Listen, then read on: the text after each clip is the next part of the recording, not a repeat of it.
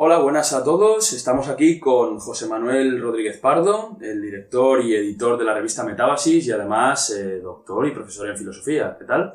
¿Qué tal? Buenos días. Y estamos también con la amable compañía de Felipe Jiménez Pérez, quien también es doctor y profesor en filosofía y además es colaborador en la misma revista. Hola. Bueno, estamos aquí reunidos para hablar un poco sobre el proyecto Metábasis, más allá de la serie. Nos gustaría saber a nosotros cómo y por qué empieza este proyecto. Bueno, pues realmente pues es la pregunta principal, ¿no?, a la hora de hablar de esta revista. Decidimos fundar este proyecto pues sobre todo pues a raíz del... Bueno, es un proyecto que teníamos ya en mente, yo por lo menos desde hacía un tiempo, pero que se empezó a mover a raíz de la muerte de Gustavo Bueno, allá por el año 2016. Le puse el título de Metábasis a la revista, más allá de la serie, que es lo que significa en griego. No le puse más allá del género, que sería la traducción seguramente más literal. Ya sabemos que hoy día lo de género pues tiene unas connotaciones muy diferentes a las que ha tenido siempre. Entonces, la idea de metábasis, que es una figura, digamos, dialéctica, es un término filosófico, pero también literario, ¿no? Porque el uso de metábasis, o cuando los críticos lingüistas hablan de metábasis, se refieren pues, al uso pues, de un adjetivo como sustantivo, ¿no? Eso de los valientes avanzaron y cosas así. Metábasis se refiere pues, al desbordamiento, digamos, de las categorías o géneros que decía Aristóteles en su día, y el uso impropio, o de alguna manera pues el desbordar lo que es el uso técnico de los conceptos, ¿no?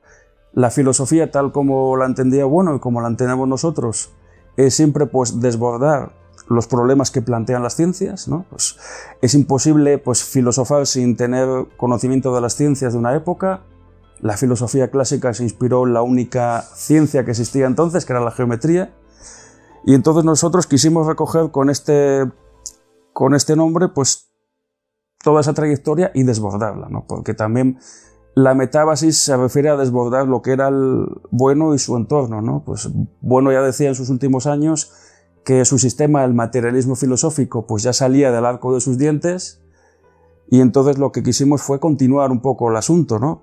Y sobre todo continuar cosas que Bueno había dejado inéditas a través de apuntes, ¿no? Porque Bueno tampoco dejó libros propiamente manuscritos, que bueno, es algo que se ha hecho en la historia de la filosofía, ¿no? Las obras de Aristóteles pues son anotaciones, no son libros como tales.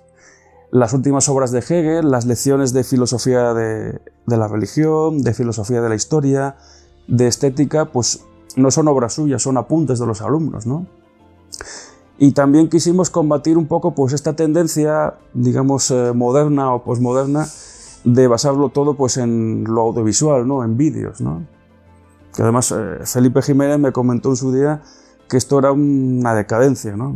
No sé si te acuerdas de lo que me dijiste. Sí, efectivamente, era regresar a la época presocrática, básicamente, aunque los presocráticos efectivamente escribieron.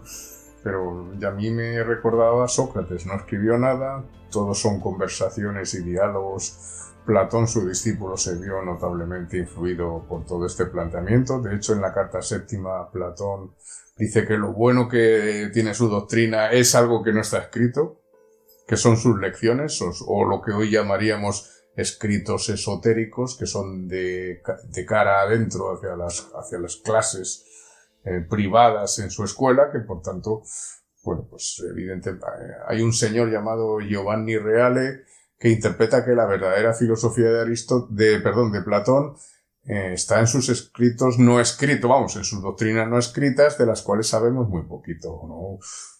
Por ejemplo, Espeusipo, por ejemplo, iba por ahí, la teoría de los números ideales, acentuar el idealismo. Aristóteles también se hace eco de esto, pero claro, como no están escritas, entonces, claro, eso plantea el problema de qué lugar ocupan, por ejemplo, en la obra de Platón los diálogos, claro, porque los diálogos son para el público.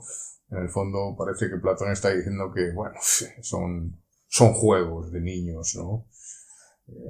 Entonces, bueno, la liquidación de la escritura por la comodidad popular de la imagen y del sonido, supone un regreso e incluso un replanteamiento de lo que es la filosofía y el medio de expresión de la filosofía.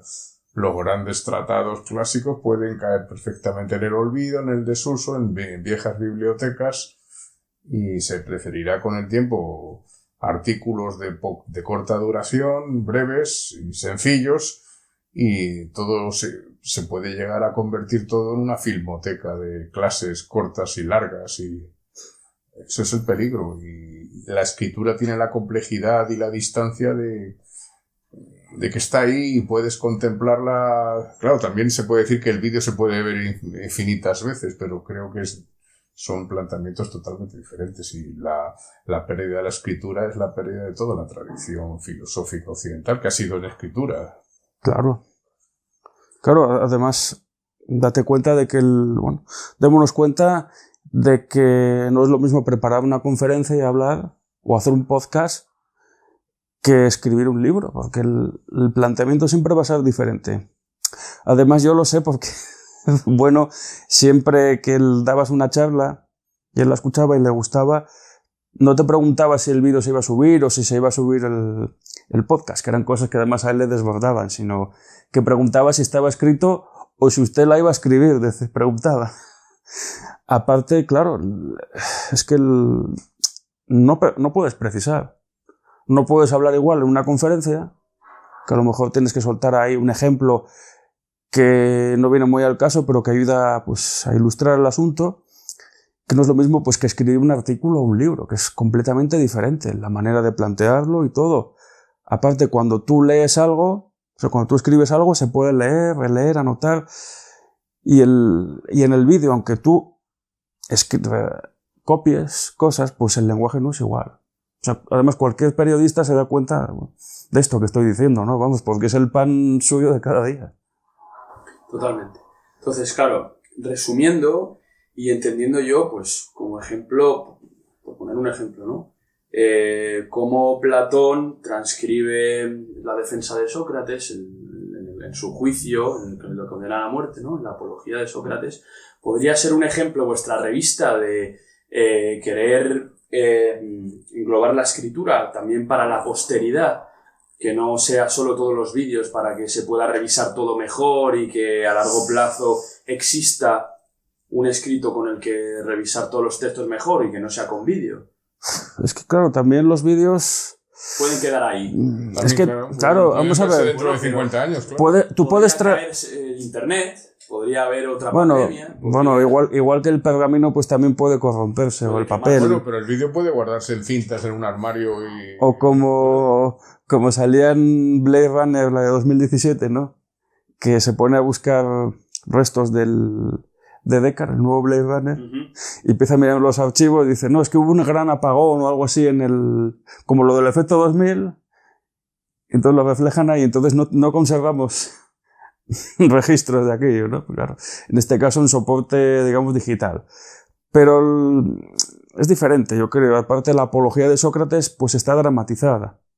Es decir, ahí Platón introduce otros elementos, habla de los viejos acusadores, los nuevos acusadores, y plantea, realmente lo que hace Platón con Sócrates ahí es reconstruir lo que es la aventura filosófica, ¿no? De que el filósofo pues es el tábano que está ahí pues pinchando, ¿no? Pues que es una manera de decir, oye, que estamos vivos, que esto no está muerto, que aquí no nos da igual todo, ¿no? De que y se puede hablar aquí de los ejemplos que se quiera, ¿no? Pues de la independencia de Cataluña, del coronavirus o de lo que queramos, ¿no? Porque al fin y al cabo la filosofía trata temas de actualidad, aunque con cierta distancia, ¿no?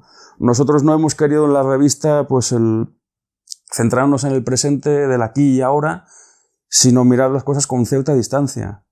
Aunque sí introducimos en algunos, sobre todo críticamente, pues algunas cuestiones, ¿no? Por ejemplo, pues el tema del género, ¿no? Pues, Felipe hizo una reseña sobre un libro del Imperium Legionense, del Imperio castellano-leonés, bueno, leonés en este caso, y pues la relación conflictiva, ¿no? Entre Doña Urraca y Alfonso el Batallador, ¿no? Que algunos estudiosos denominan violencia de género, pero bueno, claro, tú sabrás decirlo mejor. Utilizar conceptos políticos de actualidad. para analizar eso es un error, y además creo que los dos autores pecan. 12, ¿no? Estamos hablando del siglo XI, vamos, Claro, sí. los dos autores chilenos pecan de querer complacer al vulgo académico, político, editorial, y ganarse la popularidad sacrificando el rigor. Eso es lo que ¿Y lo consiguen? Bueno, lo que consiguen es de hablar de violencia de género, claro. Lo que no sé si eso es la categoría o el concepto desde el que tienen que analizarse las relaciones entre Alfonso el Batallador y doña Roja. Primero, que es dudoso que ese concepto tan oscuro sea un concepto válido y bien formado.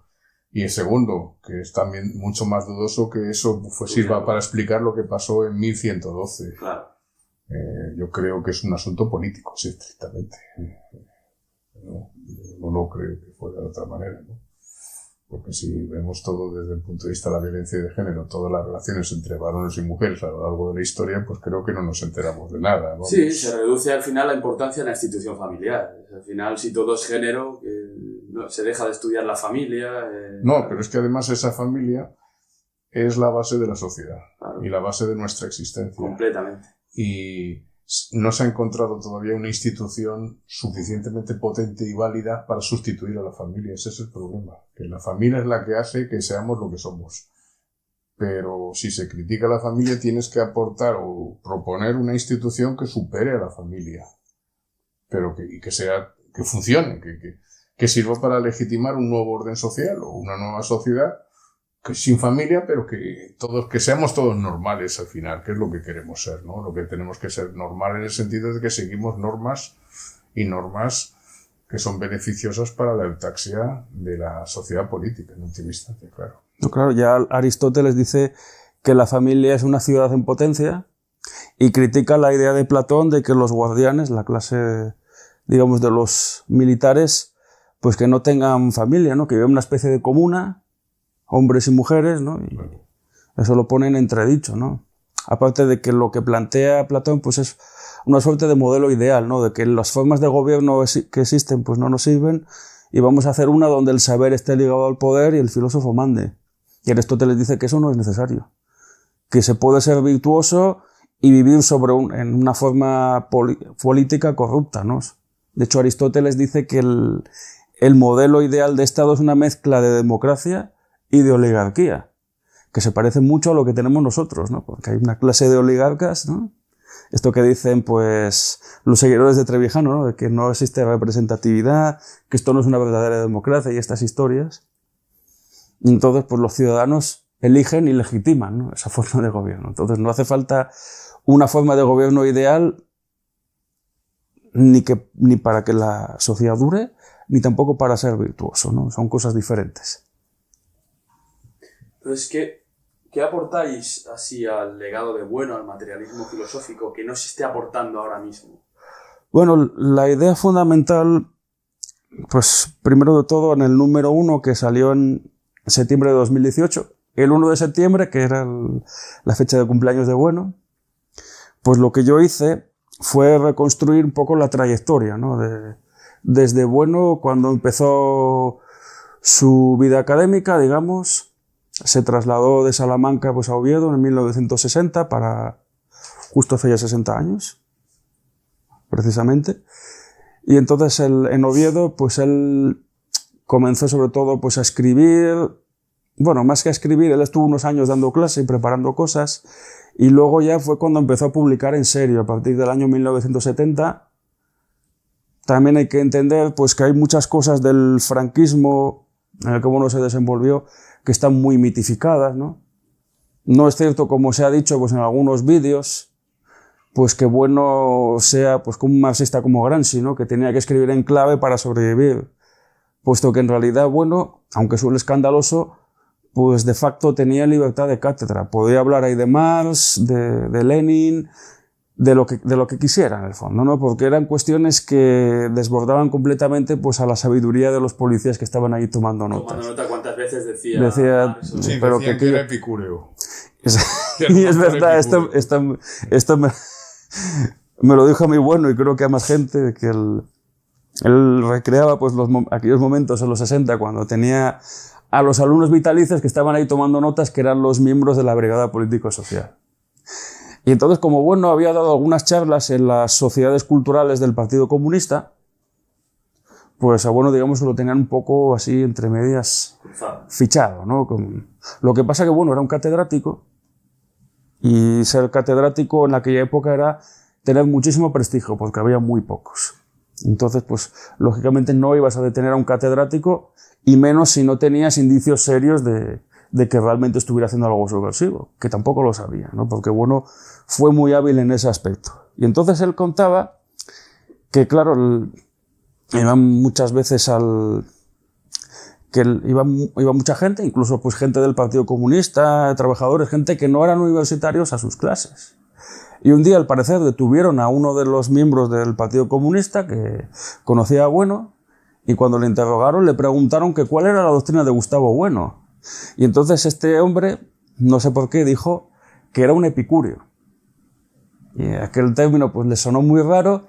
Empezaron a mirar en un diccionario de la Real Academia Española y dedujeron que Bueno pues era un hombre de vida disoluta que organizaba fiestas con los alumnos, ¿no? Claro, epicúreo pues es alguien que gusta de los placeres sensibles, ¿no? Pero sin pasarse, claro. Hombre, lo que sí es verdad es que Bueno tenía mucha querencia por mantener buenos lazos con los alumnos. Bueno era un hombre muy afable. En eso se parecía mucho pues, a alguien que consideraba su maestro, Santiago Montero Díaz. Montero Díaz fue un profesor muy importante, le dirigió la tesis a Bueno. Pues Montero pues, fue una especie de saltimbanqui, fue socialista, republicano, así medio galleguista, falangista, y a Bueno le inspiró muchas cosas. Y él era pues, un tipo que le gustaba pues, mucho pues, hacer tertulias, así, con los alumnos, tomándose copas y demás, y bueno, pues sí, eso tiene un aire un poco epicúreo, ¿no? Pero yo creo que Bueno no iba por ahí. Y entonces, Bueno, pues se convirtió en un catedrático con sistema, ya en los años 70, cuando polemizó con Sacristán, publicó ensayos materialistas, tenía un sistema filosófico potente que iba además contra el materialismo histórico y dialéctico de la Unión Soviética. Lo que pasa que tampoco era digamos, una sacudida muy frontal, porque en el fondo, pues la Unión Soviética tenía mucho prestigio todavía. De hecho, él hablaba de socialismo y todo el mundo pensaba que era el socialismo soviético. Cuando luego lo lees es una cosa pues más abstracta, ¿no? Por así decir. Y entonces, bueno, era alguien de mucho prestigio. En los años 80, digamos, que surgió una universidad nueva a través de la ley de reforma universitaria. Profesores no numerarios se convirtieron en catedráticos, la universidad se masificó, Bueno pasó a ser un catedrático más, de hecho acabó expulsado de la universidad en 1998, yo estuve allí presente, fui uno de los que organizó la protesta, y aquello fue casi como la apología de Sócrates, ya que antes que lo citaste, pues fue su última lección en la universidad, en las escaleras, ya que no podía dar clase formalmente. Y luego tuvo una época muy prolífica en la fundación que lleva su nombre. Publicó muchos libros, pero claro, pues por mor de la edad aquello se fue agotando. Y ya Bueno falleció. Y el problema que tenemos hoy día, pues es que sí, todo el mundo podría leer a Bueno y estaría en las mismas circunstancias. Pero es que no todo lo de Bueno está disponible. Claro, hay muchos libros que publicó Bueno entre 1998 y 2010, que se publicaron en editoriales de mucho prestigio, como Ediciones B, Temas de Hoy y demás. Pero claro, esas editoriales sacan X libros, venden, consideran que ya es suficiente, mientras tanto pues lo van reimprimiendo, reeditando, pero hay un momento que dicen, pues mira, ya más de esto no se puede. Entonces descatalogan los libros. Y claro, pues son libros ya inencontrables o incluso pues a precios abusivos. Y eso habría que sacarlo, ¿no? Porque es que las editoriales ya no quieren saber nada de esos libros. Incluso, pues llegado el caso, hasta se podría añadir algo nuevo y hacer como hicieron con Lo que el viento se llevó, ¿no? Que hicieron una copia nueva, lo llamaron de otro modo y tienen otros 80 años de derechos de autor, los herederos. ¿Y de quién depende que se haga esto? Hombre, pues de quien tiene los derechos. En este caso, la Fundación Gustavo Bueno, claro. Pero... Bueno, desde aquí instamos a que se haga. Bueno, sí, ya lo he dicho muchas veces. Y no lo digo como una crítica capciosa ni malévola. Es que yo lo digo por una cuestión de coherencia, porque si quieres que bueno se difunda, Es la mejor lo mínimo que necesitas es que bueno se pueda leer en todas partes, que esté en todas las bibliotecas, igual que están las obras de Aristóteles, de Platón, de Kant o del que sea, ¿no? Porque sí, tú tienes los vídeos, pero ahí está el problema, ¿no? Que los vídeos te dan una visión pues muy fragmentaria. Y luego, claro, bueno, escribió muchísimas cosas. Tiene artículos en muchos lados diseminados y todo eso hay que recopilarlo. Lleva mucho tiempo. Hay que poner dinero, pero si lo vas dejando para mañana y mañana, pues nunca se hace, lógicamente. Vale. Eso digamos que es un poco lo que fue mi motivación del número 1. Perfecto. Bien, volviendo a la revista, a Metábasis, que es, bueno, la razón por la que estamos aquí reunidos hoy, a mí me gustaría saber, bueno, pues teniendo en cuenta, aparte de lo que has comentado antes, ¿no? El significado literario de Metábasis, y habiendo leído, pues, artículos como el nuevo que hay de Henry Kissinger, o como ha comentado Felipe antes, pues la reseña Mazower, ¿por qué se ha incluido, además de la importancia que ha tenido el cuarto número con la crítica de Kai Ruiz de Vergara, Jesús Maestro, por qué habéis decidido incorporar la teoría literaria en la revista como algo esencial? Sí, es una buena pregunta, ¿no? Porque yo no tenía previsto pues hacer ese número 4 dedicado al tema de teoría de la literatura, ¿no? Mi planteamiento era, como ya digo, en el primer artículo que publiqué sobre el materialismo filosófico después de Bueno, era recuperar cosas que yo tenía en apuntes, que evidentemente pues serían de mi autoría, pues inspirándome un poco en lo que había dicho Bueno. Y lo que se hizo en el número 2, que salió justo en 2019, unos meses después del primero, pues fue recuperar ya el problema de lo que Bueno llamaba involucración o también intersección entre categorías científicas, ¿no? De que en realidad pues las ciencias pues no son compartimentos estancos, pero tampoco hay pues una ciencia unificada que las abarque todas, ¿no? Como pretendía el positivismo lógico, sino que realmente lo que caracteriza a las ciencias pues es la roturación de unos campos que existen ya, pues de unos estratos de la realidad, por así decir. Forman unas categorías en el sentido pues, de que las matemáticas pues, trabajan con unos términos concretos, igual pues, que la química trabaja con moléculas y la biología pues, trabaja con tejidos, organismos, etc. Pero luego pues, hay intersecciones, ¿no? Porque comparten campos comunes, ¿no? Pues la química y la biología comparten muchas cosas, ¿no? Sobre todo después de la revolución del ADN. Las matemáticas y la física también comparten muchas cosas, pero claro, esta intersección no significa que la matemática se coma a la física. Entonces esto es lo que yo trato en la involucración de las categorías científicas. Cierre categórico. Que tiene que ver con el cierre categorial, que él dejó inconcluso Bueno, ¿no? Porque de hecho solo publicó 5 volúmenes y el plan era llegar hasta 15. El tomo sexto estuvo un proceso, no llegó a publicarse por muchos motivos, entre ellos pues que la problemática era seria. Y de hecho el número 3, yo publiqué un artículo, o digamos que el número 3 pues ya fue un poco monográfico, dedicado a cuestiones de bioética, cuestiones medioambientales, y yo publiqué aquí la primera parte, cuya segunda y última parte saldrá en el número 7, pues hablando del problema de la finalidad en los organismos vivientes, ¿no? El problema de si los ojos están hechos para ver, o qué pasa ahí, ¿no? Porque sin existir, digamos, un demiurgo o artesano que configure a los seres vivientes, pues hay estructuras finalísticas, ¿no? ¿Por qué los virus son tan importantes, ¿no? De hecho, ahora estamos viviendo una época afectada pues, por un virus, ¿no? El coronavirus. ¿Por qué son tan importantes para el proceso evolutivo en biología, siendo los virus pues, seres inertes en realidad? Son proteínas o restos de ADN o de células, y sin embargo son muy importantes. Todas estas cosas las trataba Bueno, tiene charlas sobre ello, incluso algún vídeo, aunque va diciendo cosas distintas, y entonces el objetivo era ir recuperando estas cosas. Mi planteamiento es que el número 7, que va a salir a final de este año, fuera el número 4. Pero entre medias, mucha gente se sumó a este proyecto, Y uno de ellos pues fue Ecaiz Ruiz de Vergara en el número 4, que es el que tenemos aquí, el que tú me comentas, que está dedicado pues a cuestiones de teoría de la literatura. Claro, a Ecaiz Ruiz de Vergara yo no le conocía cuando hablé con él el año pasado. Yo tenía noticias de que, pues por aquellas fechas, hace ya más de un año, estuvo en la Sociedad Cervantina en un encuentro que organizó Jesús González Maestro y le planteó pues una serie de objeciones. Al parecer Maestro pues le respondió un poco con cajas destempladas y entonces yo, sabiendo ese hecho, pues le animé pues a publicar una crítica. Y él me dijo que sí, que me preguntó los plazos y él cumplió. Yo a Ecaiz le conocía pues de algunos seminarios que había organizado en la Complutense. Es un chico muy joven y tampoco pues tenía la certeza de que fuera a cumplir lo que me dijo, ¿no? Pues porque si no conoces a alguien, pues tampoco puedes asegurar de que eso va a salir, es obvio, ¿no?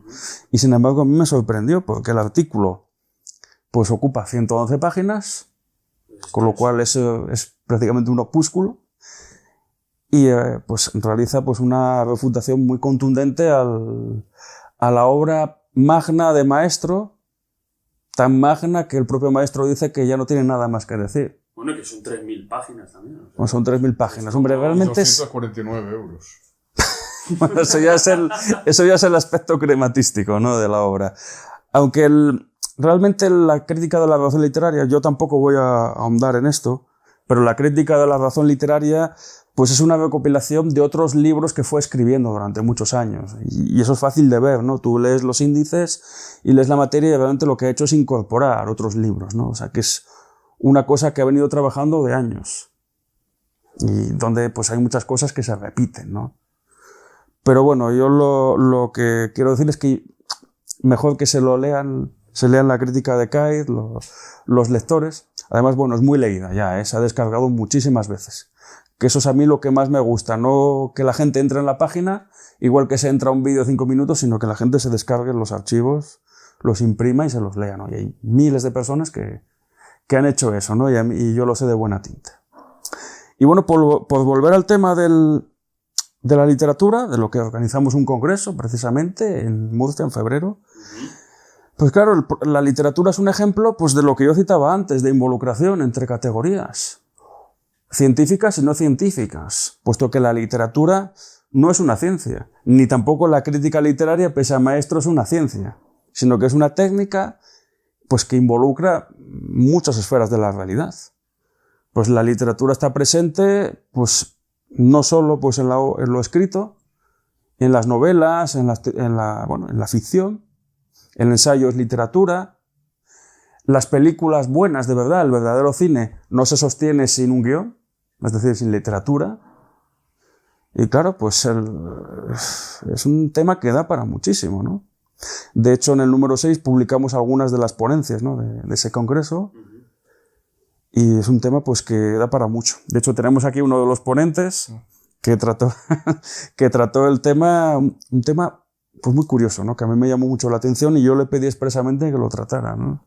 El escolástico de Cristóbal de Villalón.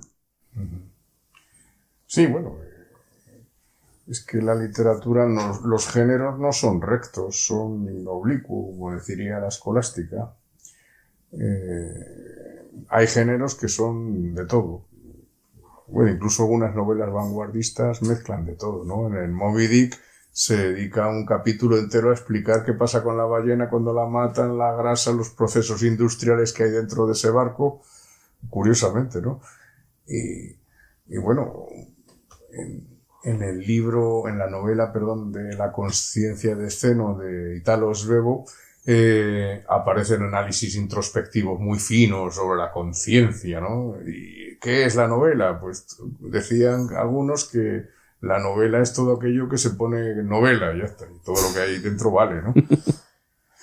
En el siglo XVI, la miscelánea fue un género muy potente en España. Hubo muchísimos autores que escribieron en el Renacimiento diálogos, querían imitar a Platón, querían imitar a Cicerón, a Séneca, y mezclaban todo.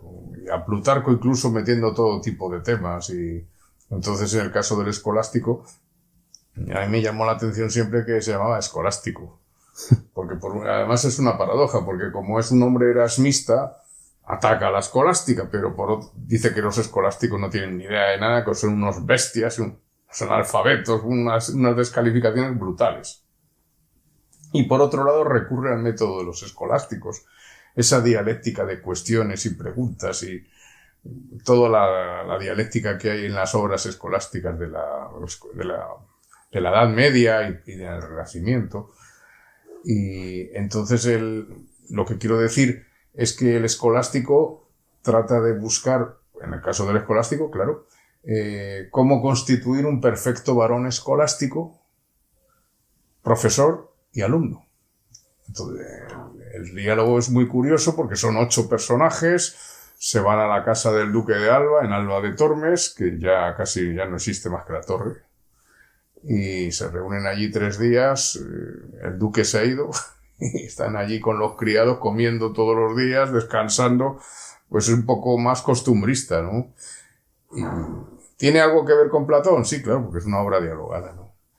¿Tiene algo que ver con otras cosas? Sí, porque cuenta historias, anécdotas, cuentos, habla de todo.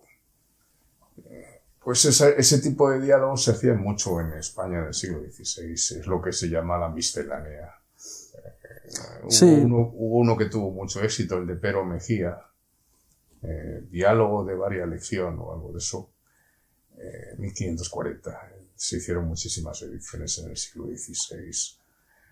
¿Y qué tipo de género literario es eso? Pues podría ser el diálogo, porque claro, teóricamente es un diálogo que pregunta ideas filosóficas. ¿Cuál es el perfecto varón? ¿Cuál es el perfecto varón escolástico? ¿Cuál es el perfecto alumno escolástico? ¿Cómo se puede hacer una universidad perfecta?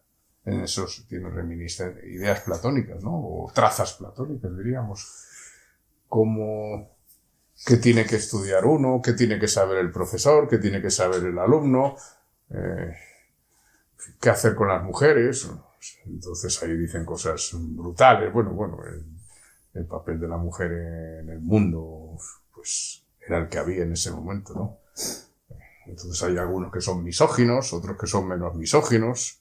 Había urticaria según a quién, ¿no? Decían, bueno, sí, puedes comunicar con las mujeres, pero no hacerlas caso. Y diciendo, bueno, todo lo que quieras con ellas, pero cuidado, ¿no? El perfecto varón debe saber de todo. En fin, Bueno, eso es como lo de la Unión Soviética, lo del hombre politécnico. O lo de Critias, ¿no? Sí, es una cosa así, un ideal. Un profesor que sepa de todo y que tenga plenos poderes sobre el alumno. Tienen un alumno obediente y que haga lo que le mande el profesor. Es una utopía, una especie de utopía universitaria, una república universitaria o escolástica. Eso es lo que quiere. ¿Y eso qué es? ¿Filosofía? Bueno, pero también tiene mucho de literatura, tiene mucho de plagio, sin confesarlo, de Erasmo de Rotterdam. Hay trozos enteros copiados directamente de Erasmo de Rotterdam, sin citarlo. Copia a todos los autores clásicos, a Plutarco, Cicerón, bueno, todo lo... Hay un derroche de plagio en el sentido que tenemos hoy, entonces les parecía muy normal. Se veían algo interesante, lo copiaban y se acabó, no andaban con historia, o lo cambiaban un poquito. Bueno, claro, ahora es más fácil todo. La necesidad que había antes de plagiar era copiar igual a mano, ¿no? Quiero decir que la importancia que tiene la tinta, no la tinta, o sea... No, me refiero a copiar sí, en el sentido de que veía que había unas ideas en un autor y... Claro, pero que hoy día es normal que se criminalice el plagio, porque es algo más sencillo. Eso es una cosa ya de la época del romanticismo, cuando cada ego dice, no, cuidado, que esto es mi negocio y usted no lo puede tocar. Claro. Invéntese otra historia usted. Pero que no te puede criticar Cicerón, ni Erasmo de Rotterdam, que no el pobre que sabría en ese momento, es decir, le estaban copiando, cambiando 4 palabras. Por eso. Y además le copiaban del latín al español. Claro, que hablamos de plagio como un concepto actual para hablar de algo que entonces no... Hoy está muy preocupada la gente con los derechos de autor, entonces cada Sí. uno cogía una cosa de aquí, otra cosa aquí, y decía, pues allá está, esto es lo mío. Y el problema es que es eso, literatura de cuentos... literatura de entretenimiento diálogo filosófico, diálogo ensayístico, diríamos. ¿Qué es eso? Y bueno, esto viene a propósito de Jesús Maestro, que decía que el ensayo no es un género literario. Claro, ¿qué es un género literario? ¿Todo lo que está escrito es un género literario? Hay que definirlo, claro. ¿Un diálogo de Platón es género literario? Claro, ¿Un diálogo de sí. Quintiliano es género literario? Es que tiene que ver con literatura, porque es algo dramatizado. Los diálogos de Platón son presuntas conversaciones de Sócrates teatralizadas. Pero, claro, la filosofía nació como un género literario, primero en verso y luego ya con Aristóteles la prosa ya definitiva, la forma definitiva de la filosofía ha sido de Aristóteles. Sí. Esos textos que son apuntes, parte de sus alumnos y partes de... Y ojo que Aristóteles, en realidad, como sabemos, había escrito diálogos, igual que Platón. El Protréctico, por ejemplo. Claro, los presocráticos escribieron poemas. Parmenides era un poeta, poemas, ¿no? Nosotros conocemos... Eran en jambos o en dactilos. Nosotros conocemos a un muchacho chileno que se llama Bastián Benito, que él quería hacer un rap filosófico con Gustavo Bueno. Y entonces, bueno, él pues intentaba escabullirse de aquello, ¿no? Porque lo veía muy extravagante. Y entonces le dijo una vez creo que era a Gracia Noriega, ¿no? Que en una charla que tuvo una vez en la fundación, le decía, Gracia, mire, este chico es como un presocrático, como Parménides, quiere hacer poemas filosóficos. Bueno, si se puede equiparar el rap a los poemas, a la bueno, poesía. Claro, es un... Digamos que es una música degenerada, urbana, ¿no? Pues es un género... Los expertos dirían que no hay... Claro, que no hay melodía, que es solo ritmo, ¿no? Pues es un conjunto de bajos, que es lo que se mantiene, una monodia, y realmente la melodía pues lo da el vocalista, ¿no? Realmente el rapero lo que podría hacer es cantar sin el fondo, ¿no? Y hay muchos que lo hacen, ¿no? Casi como si fuera a capela, ¿no? Y entonces la melodía está en la música, de ahí que sean poemas, ¿no? Porque el poeta, pues claro, el poeta no tiene música, el poeta pues va leyendo los versos y los versos pues tienen una estructura que es la que le da, pues, es la que le da sentido al asunto, ¿no? En el fondo. Ernesto Castro ha dedicado mucho tiempo a hablar del fenómeno de la música urbana. Sí, el trap, lo último de lo último, ¿no? Sí, cierto. Fenómeno de la decadencia de la crisis española, dice él. Y bueno, sí, en parte sí. Es en parte de razón, ¿no? Porque estos estilos musicales surgen en momentos de crisis, ¿no? Exacto. En 2010, más o menos, empieza todo el fenómeno trap. Bueno, había rap ya en los años 80. No, pero trap. El trap ya es una forma, digamos, más elaborada. Es que, claro, aquí a finales de los... Eso es criticado. Elaborada, quiero decir, en el sentido, pues, casi de la teoría de la evolución de las especies, ¿no? Bueno. Si podemos hablar hasta de degeneración, pero bueno, eso ya habría que discutirlo. Yeah. Porque a finales de los 70 surge el rap, que es una cosa, pues, de negros, realmente. Una música negra, negrísima, que eso se diría. Y luego, pues, eso ya va tomando una forma más comercial, sobre todo, pues, a finales de los 80, los 90. Luego, pues, a comienzos del siglo XXI, pues, los hispanos intentan hacer su alternativa, que es el reggaetón, que también es una cosa comercial. Sí, por supuesto. Y más degenerada todavía musicalmente. Y luego, pues, está lo del trap. Que es una mezcla de ambos. Que es una mezcla, en el fondo, sí, es una cosa así. Y quien diga que no, pues yo hice... Pues el que diga que no, que lo argumente, ¿no? Exacto. Vamos, lo del escolástico realmente era, pues, a propósito, como he dicho antes, de lo que las afirmaciones de Jesús Maestro. Y bueno, se me ocurrió modestamente plantear una alternativa a la teoría de la literatura de Maestro, que es la clásica, la teoría representacionista de Aristóteles, Horacio, el Pinciano, Luzán, como por poner dos autores españoles, ¿no? Y Gustavo Bueno, claro, que en el fondo también la recupera diciendo que la obra de arte es una representación, claro.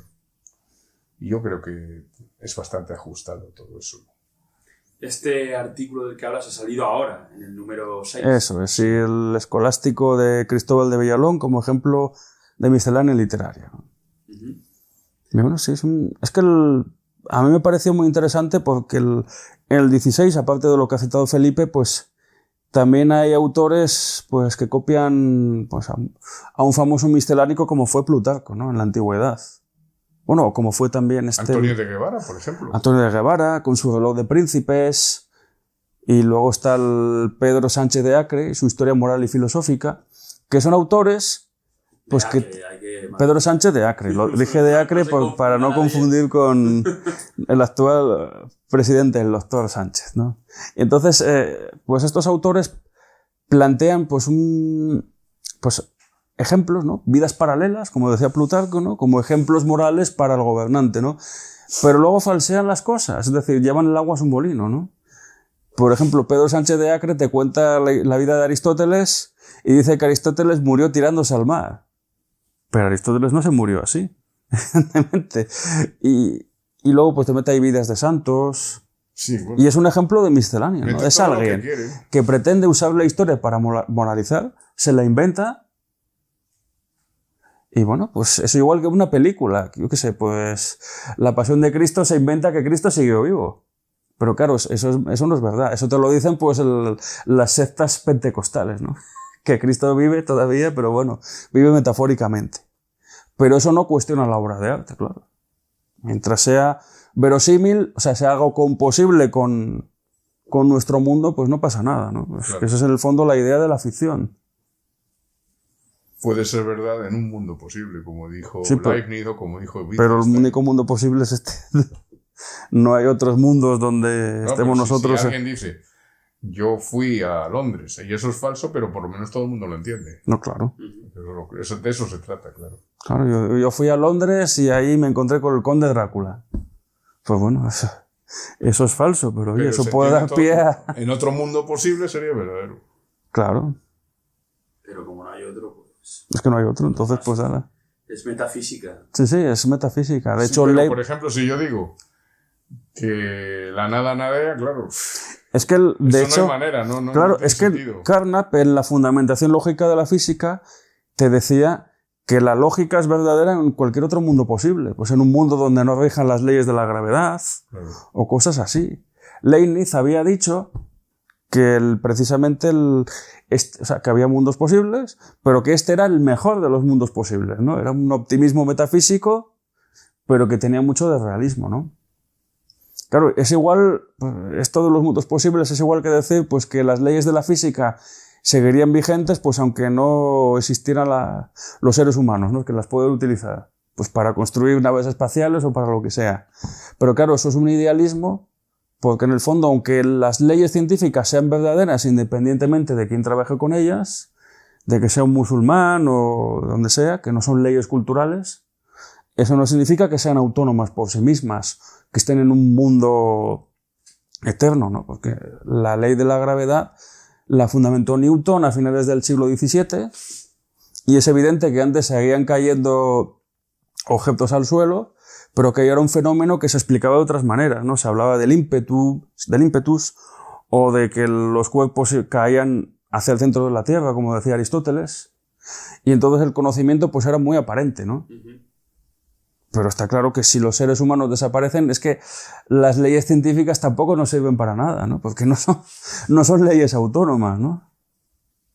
Y eso es un ejemplo también del problema de los mundos posibles, ¿no? Es que no hay más mundo posible que esa es la cuestión. Ya, pero yo decía esto de la teoría a colación, de que la literatura representa ficciones también. Sí. Es decir, pero claro, si yo escribo una novela y digo, fulanito se fue a Londres, aunque eso no sea verdad, pero bueno, es una situación composible, es una situación posible, claro, no contradictoria. Claro, pero imagínate que estás en Londres y eres un sacerdote y tienes que exorcizar a una niña, ¿no? Bueno, claro. Que es la película del exorcista, claro. Entonces, o sea, ahí son tienes ficciones más ficciones todavía. Claro, pero es que ahí tienes que dar por supuesto que el demonio existe. Que es precisamente lo que criticaba Bueno, lo que le parecía repulsivo del exorcista. Que él decía, es que la gente que dice que esa es una gran película, pues tiene que creer el demonio, ¿no? Porque si no... Claro, y no solo creer el demonio, sino que descalificar pues, a los científicos que decían pues, que esta chica no tiene nada. O sea, Bueno, le hicieron el película... escáner y no tenía nada. Estaba sana. Pues bueno, claro, puede tener un trastorno mental, pero pues yo qué sé, pues eso puede tener diversas causas, ¿no? Como pasaba con esta chica que decía ver el demonio y en realidad el problema que tenía es que estaba en un entorno familiar muy opresivo y lo que necesitaba pues era salir por ahí a disfrutar la vida y a conocer gente, ¿no?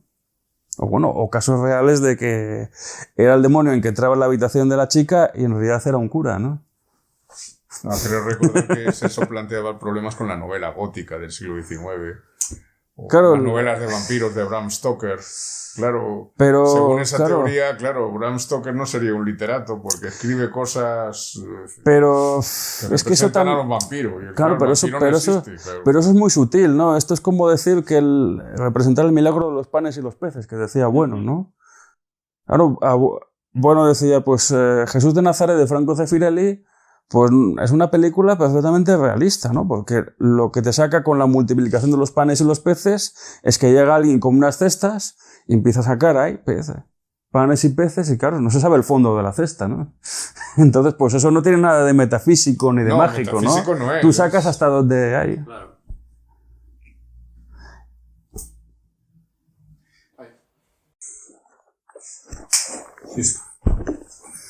Espera un segundo. Vuelve a hacerlo ahora, lo del clip. ¿Está grabando? Pero dale más fuerte para que se oiga tanto, ¿no? Vale. Perfecto, es para ajustar el audio. Sí, para sincronizar también. Está bien. Únicamente. Bien. Comentabas antes lo de las descargas. Perdón, dale otra vez, que justo has empezado a hablar cuando empecé yo también. Cuando estaba... Bueno. Bien, comentabas antes lo de las descargas del artículo de Kites, entre otros, que es lo que prefieres tú, no que se entre ahí y no se consuma el producto. Entonces, claro, yo aquí te pregunto, que supongo que la respuesta es evidente, ¿no? ¿Estás satisfecho con los resultados y el éxito que ha recibido Metábasis? Sí, pues dentro de este año y medio, bueno, año y medio largo, llevamos año y 9 meses, o sea, serían, sí, más... Desde septiembre de 2018 pues hasta hoy, 2020, pues yo estoy más que satisfecho porque hemos logrado sacar más números de los que yo hubiera pensado. Mi expectativa era un número anual, sobre todo para mantener pues una perspectiva un poco realista, ¿no? del asunto, porque lógicamente no te vas a poner a sacar números todos los meses, porque no tiene sentido que una revista publiquen solamente los mismos, sino que, bueno, pues que se pueda sostener, digamos, con una cierta coherencia en el tiempo. Pero hubo gente que se animó, gente con la que yo hablé, gente que se interesó conmigo. Por ejemplo, pues un periodista argentino que vive en los Estados Unidos, Ricardo Beisaga, me animó mucho con el proyecto y está colaborando. Y es algo para mí muy importante, pues por el gesto de haber colaborado. El caso de Kaiz, que yo se lo pedí, y otras personas que se pusieron en contacto pues, para publicar. No parto de la idea pues, de un grupo compacto que tenga que mantenerse así, que vaya creciendo, sino pues, de un grupo más o menos flexible donde la gente pues, puede publicar aquí, donde quiera, y bueno, mantendremos pues, un núcleo que es el que seguirá dándole vida a la revista, ¿no? Y entonces el éxito, pues sí, éxito. Obviamente, pues el éxito siempre es relativo, ¿no? Esto es igual que cuando los sindicatos en tiempos, pues cuando todavía tenían cierto prestigio, preparaban una huelga general. ¿Para qué se busca la huelga general? De ahí, pues la medida del éxito, ¿no? Que es, ¿cuál es el objetivo de la revista? Que miles y miles de personas entren en la página todos los días, pues tampoco es el objetivo. El objetivo tiene que ser seguir trabajando y desarrollando el sistema de bueno, pues saber hasta dónde llega, ¿no? Y entonces en ese aspecto pues estamos desbordando las previsiones, ¿no? Ya no es un problema de que la gente pues haya visto un vídeo, no 5 minutos, sino que la gente se está leyendo los artículos y está trabajando sobre ello. Nuestra presencia pues en Internet tampoco es, tampoco desborda en contenidos, ¿no? Tampoco, no es el objetivo. Pero se van haciendo cosas. Ya hemos hecho este primer congreso en Murcia sobre literatura. El año que viene tenemos pensado hacer otro y esperamos que la cosa vaya creciendo, ¿no? Que ese es el objetivo. ¿Habéis recibido feedback, alguna reseña a vuestros artículos, algún comentario? Sí, algunas... Que sea positiva, ¿eh? Críticas, sí. La gente evalúa... Todavía no hemos entablado, digamos, polémicas con otros medios, aunque en el sentido pues de que se haya escrito algo sobre la revista y nosotros hayamos respondido, o alguien haya respondido directamente, pero sí está teniendo comentarios muy positivos, ¿no? Uh-huh. No solo pues por privado, sino públicamente también se está hablando muy bien del asunto y la gente lo está destacando. Además, la idea de la revista pues no es tanto hacer el análisis del aquí y ahora, que es lo que Bono denominaba como filosofía inmersa en el presente, ¿no? Que es una cosa más periodística o popular, ¿no? Sino que planteamos pues una escala diferente, ¿no? La filosofía es análisis del presente, pero desde ciertas coordenadas, ¿no? Porque ya tenemos una anamnesis de lo que ha pasado, ¿no? Como cuando, me acuerdo no hace tanto, ¿no? Pues durante el curso, cuando doy historia de la filosofía y hablo de Aristóteles, yo digo a los alumnos, Aristóteles es que, pues, te sirve para explicar mucho del mundo moderno, las formas de gobierno, la clase media. Obviamente que ya no hay esclavos, pero bueno, es que hay muchos de los pilares del mundo moderno siguen ahí. De hecho, pues vienen de Aristóteles. Y entonces, pues ya tenemos una manera pues de interpretar unos cauces que pueden ser mejores o peores, se pueden perfilar mejor, pero ya tenemos una tradición. Analizar problemas del presente, pues necesitas ya pues de cierta perspectiva, ¿no? Bueno, ponía el ejemplo de la muerte de Franco, ¿no? Muere Franco en el 75 y las consecuencias no se van a ver hasta varias décadas después. Sí, de hecho, un paréntesis que se cierra para abrir. Claro, no es un y además es que se ve que no es un paréntesis.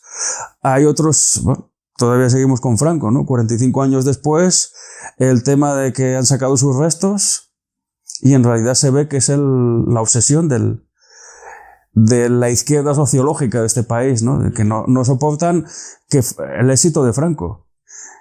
Hay otros casos donde sí se ve que va a haber un paréntesis, un antes y un después. La caída de la Unión Soviética reconfiguró por completo el orden mundial. Pero lo que no se sabía es lo que iba a venir después.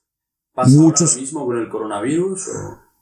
Pues eso es más difícil, ¿no? Porque es que el caso de la caída de la Unión Soviética, pues todo el mundo pensó que llegaba la época del apogeo de los Estados Unidos. Uh-huh. Y sin embargo, lo que sucedió es que otras potencias emergentes, que ya no tenían que subordinarse ni tenían como objetivo pues lo que marcaba la Unión Soviética, uh-huh. Pues caso de China, caso de la India y otros, pues emergieron ahí y entonces los Estados Unidos han perdido peso específico, ¿no? Que era lo que nadie esperaba. Caso del coronavirus. Pues hombre, a quien decía esto puede ser como la peste negra. Pero claro, la peste negra se cargó a media Europa en un siglo. O sea que ahí eran muchos millones de muertos por año. Aquí en el mundo, ¿cuánto habrán muerto? 500.000 personas más o menos, no lo sé. Pero que realmente el porcentaje de muertos no ha sido tan elevado. Hemos visto cosas muy raras, cosas inéditas en la historia, ¿no? De la lucha contra las epidemias, ¿no? Eso de que la población sana se tiene que confinar, ¿pero por qué? ¿Por qué me tengo que quedar encerrado en casa? Oye, yo soy una persona libre, puedo morirme como quiera. No, es igual que si me quiero suicidar, pues bueno, pues usted sabrá por qué se quiere suicidar. Pues mira, yo elijo el riesgo, ¿no? Pues la humanidad ha estado en contacto con virus muy letales y con bacterias a lo largo de su historia. Y ha sobrevivido a ellas. No se ha extinguido, sino todo lo contrario. Pues bueno, pues con el coronavirus pasa lo mismo. Tampoco tiene mucha justificación eso de que si no había camas suficientes. No es cierto, se ha visto que había camas en los hospitales disponibles. Bueno, de hecho Grecia, que era uno de los países con menos camas, que surgió en una conversación que tuvimos Felipe y yo el otro día, así, tomando algo, ¿no? Como quien dice, ¿no? Es verdad, una conversación coloquial, pero me contó que en Grecia no había camas y que por eso se prepararon más, porque en Grecia no había camas, no podían permitir que el virus penetrara, o sea que con todavía más razón. Y me hace gracia lo que comentas de la peste negra y lo del confinamiento de las personas sanas, porque cuando llegó la peste negra aquí en 1348, bueno, 1347, porque penetra primero en Italia, luego llega a España y tal, se confinó a todo el mundo y la mayoría de gente que moría en su casa. los vecinos sabían Sí, que pero- habían muerto por el olor de los cadáveres que tenían al lado. No, pero el confinamiento consistía en que se detectaba a un infectado Sí. y se le encerraba. Se le daba de comer, ¿no? Eso me lo comentaste tú Sí, una se le vez. pasaba por debajo de la puerta, Ajá. se tapiaban las ventanas, Eso la se hizo puerta luego, y se duraba tapía. 40 días. O eso se Claro. llama cuarentena, claro. Claro, hasta que se moría, vamos. Eso de tapiar se hacía después. Pero claro, si localizas a alguien que está enfermo, pues aíslalo. Que es el ABC de cualquier epidemia para combatirlo. Aísla a los que están enfermos para que no contagien a los sanos, lógicamente. Sí, visto lo visto, también es curioso respecto a lo de la peste negra, porque no son tan disparatadas, ¿no? Porque antes se decía que la peste negra podía venir de un terremoto de la conjunción de los astros, y ahora se dice que hay un montón de teorías conspiranoicas también, que si viene del pangolín, que si viene de un laboratorio, que quiere decir que no hemos cambiado tanto, a pesar de todo. Claro, pues Aunque murió muchísima más gente, y no se puede comparar esto a la peste negra, es Nah, un completo disparate. ni por asomo, es un Pero disparate total. Disparate, pero que es curioso cómo se establecen paralelismos para indicar lo que pueden ser las mismas Eso- medidas que al final... Vamos a ver, es obvio que cuando surge un virus, pues ahí entran en conjugación muchos intereses, ¿no? Sobre todo pues de compañías farmacéuticas, Ujú. que van a ver si es rentable hacer la vacuna o no. Claro, del coronavirus estamos escuchando cosas cada día más disparatadas y contradictorias. Unos dicen que va a venir un rebrote, otros que con el calor se muere, otros que dicen que da igual, que con calor o con frío que sigue ahí. Y luego el tema de la vacuna, ¿no? Porque parece que a las farmacéuticas pues no les sale rentable hacer una vacuna. Se está diciendo, ¿eh? Luego hay vacunas ya que se están probando, dicen, que tienen efectos secundarios muy serios, en fin, que es que en realidad lo que se está viendo es una especulación sobre cosas que no se conocen bien todavía, y entonces pues es como hablar por hablar, ¿no? Es que esto, en realidad, pues decir que el coronavirus será como la peste negra es como irnos a la guerra de los 30 años, ¿no? En aquella comedia de Molière, ¿no? Papá, me voy a la guerra de los 30 años. Pero chico, ¿cómo lo sabes si acaba de empezar? ¿No? ¿Cómo sabes que van a ser 30 años? En ese sentido fue mucho más sincero el Che Guevara, ¿no? Cuando se fue por ahí a hacer las Américas, que le dijo a su padre, que era médico, ¿no? Porque el Che era un niño bien. Y dice, ¿y dónde vas, hijo? Pues me voy a alistar en cualquier guerra que surja por aquí en América, ¿no? Bueno, cualquier guerra, ¿no? Lo que surja, ¿no? Amistad y lo que surja, ¿no? Que se ve ahora. Bueno, para finalizar, has hablado antes de que a finales de este año es probable que ya salga el número 7 de la revista. Sí, sí, seguro, vamos. Viendo la perspectiva que tenías cuando empezaste en septiembre de 2018, pues ha sido muy halagüeño, ¿no? Sí, sin duda. ¿Nos puedes hacer un avance de qué vais a hablar, qué se va a escribir, algún autor? Sí, pues la idea es terminar el artículo que se inició en el número 3 sobre el problema de la finalidad en los organismos vivientes. Lo que fue el número 1, pues se dedicó exclusivamente a cuestiones noseológicas, ¿no? De las ciencias biológicas, el problema de la finalidad, recapitulando cosas de bueno, y sobre todo estaba centrado con el problema del aborto, de si el feto, el nasciturus, pues es lo mismo en el momento de la concepción o luego cuando nace, ¿no? Que en el fondo las leyes del aborto son leyes de plazos, ¿no? Se supone que a partir de tal semana no se podría abortar, pero antes sí. Y la cuestión está en que pues, la vida no se puede trocear en plazos. El feto pues, es un continuo, ¿no? Pues la idea de que hay unos plazos es la de la animación retardada de Aristóteles, ¿no? De que decía Aristóteles pues que no sé si eran 30 días en los varones, 50 días en las hembras, pues que hasta entonces era un ser humano en potencia, pero que no en acto. Que Dios insufla el alma. O que Dios insufla el alma, claro, esas son cuestiones 40 días. metafísicas que no analizan lo que es realmente un ser viviente, porque un ser viviente pues es una totalidad que de alguna manera pues está delimitada pues frente al exterior, ¿no? Pues porque los seres vivientes son como aquel ejemplo que ponía Platón del barco de Teseo, ¿no? Que son totalidades que cambian sus partes, pero siguen siendo ellas, ¿no? Al barco de Teseo pues le cambias la quilla, le cambias la proa, la popa, las velas, y al cabo pues de X tiempo los componentes son totalmente diferentes a cuando empezó, y sigue siendo el mismo barco, claro. El ser vivo pues es el mismo desde el momento de la concepción hasta que se muere. Es lo mismo, lo que pasa que hay una serie de renovaciones celulares que ya el organismo pues, puede ser distinto cada 3 o 4 años. Y entonces es un continuo, hay una permanencia que no tiene nada que ver de insuflarle una forma a la materia y nada de eso.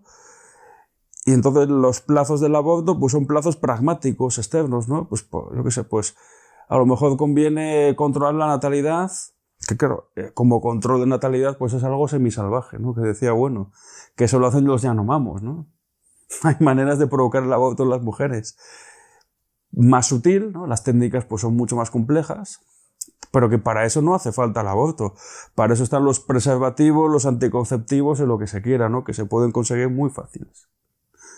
Entonces, bueno, pues eso es una barbaridad, bueno, consolidada ya pues en el mundo, prácticamente en todas partes, o en camino pues a su consolidación, con todas las consecuencias que eso pueda tener. Y ese era el número 1, pero en el número 2 y final lo que vamos a tratar es el problema de la ontología en la finalidad, ¿no? De dónde viene eso de que los ojos pues sirven para ver, ¿no? Pues, hay una finalidad en los componentes orgánicos pues, de los pluricelulares, pues sí la hay, ¿no? Porque los ojos provienen de la agrupación de células fotosensibles, ¿no? Igual que los genitales de células que se reproducen pues, por meiosis o mitosis. Las extremidades pues se ve pues, claramente que hay una homología entre la aleta de un pez y pues, la pierna de un vertebrado, ¿no? Que vive fuera del agua y cosas así. O sea, hay una estructura teleológica que no es azarosa, ni mucho menos. Pero claro, ¿de dónde viene eso? ¿De dónde viene la vida? Pues eso es lo que no sabemos, evidentemente. Eso es un asunto muy complejo. Hay una idea muy curiosa de Darwin, que escribió unas cartas, no me acuerdo quién era, que habla de la sopa primigenia, ¿no? Que es algo que se ha recuperado en los últimos tiempos a través de Lynn Margulis, la bióloga que fue la mujer de Carl Sagan un tiempo. Y eso es lo que vamos a tratar en ese artículo, que va a ser un artículo extenso también como para descargar, imprimir y leer con calma, ¿no? Que espero que haya mucha gente que lo haga, ¿no? Por supuesto.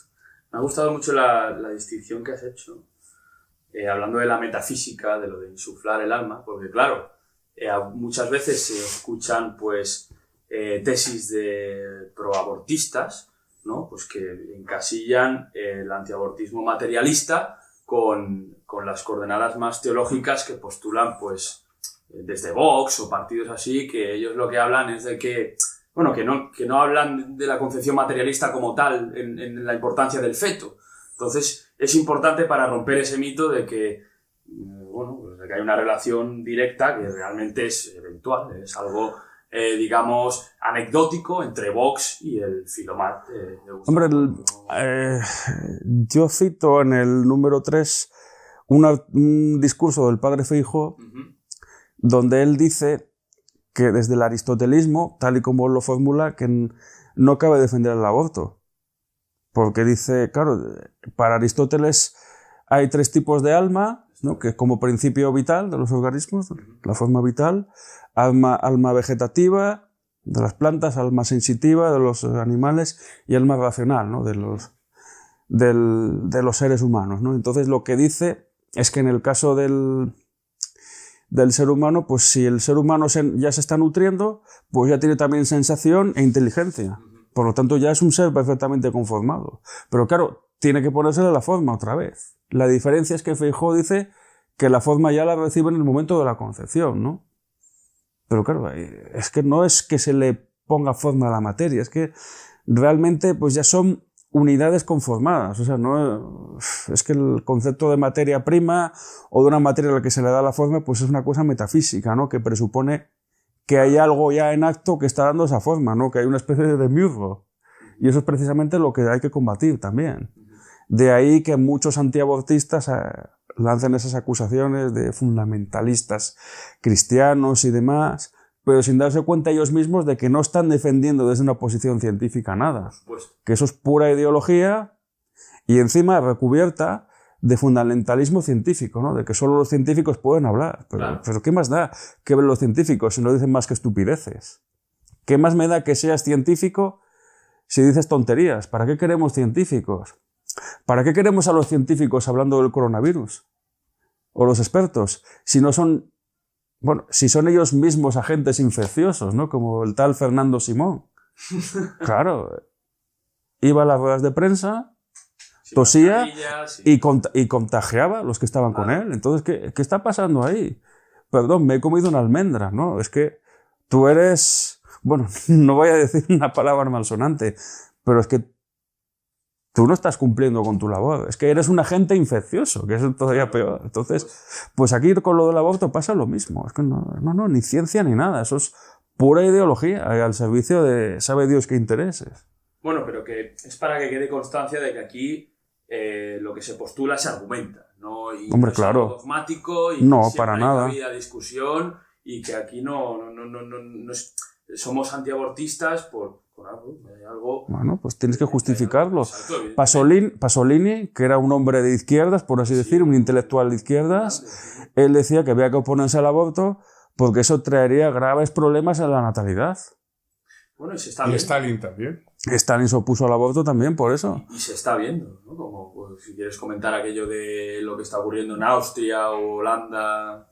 Bueno, en Austria no es que se fomente el aborto, no, aunque, bueno, supongo que se podrá abortar en Austria, aunque es un país católico. Lo que sí existe es, bueno, una especie de incubadoras que hay puestas en la calle, están conectadas permanentemente para que las señoras que se sientan separadas o incompatibles con los hijos que acaban de parir, que los depositen ahí y que sin mayor problema desaparezcan, claro.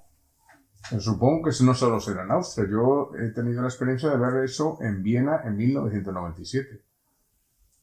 98. Hace 20 años, un poco menos. Un poco más. Hace, ¿qué? 23 años. Hace 23 años. Sí, o sea que al lado, en el barrio céntrico de Viena, al lado de la Catedral de San Esteban, o sea que puede que eso exista en muchos sitios del mundo. No, y actualmente seguro que está extendido. Sí, es decir, en vez de dejar al niño en una caja al aire, pues lo dejan ahí, por lo menos sobrevive, ¿no? Es como lo de las orangutanas de Borneo, que ya que hay que aprovechar que la gente no cometa fechorías, hay que hacer algo para reducirlo, ¿no?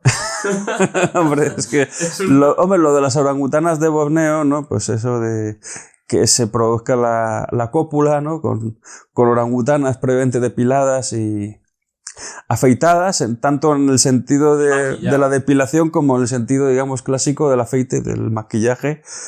Pues eso es una especie de sustituto, ¿no? Eso ya existía de antes, es el bestialismo, que era pecado, según la Iglesia Católica, y es pecado también pues para la mentalidad, digamos, animalista actual, claro, que tanto predomina hoy día, ¿no? Ajá.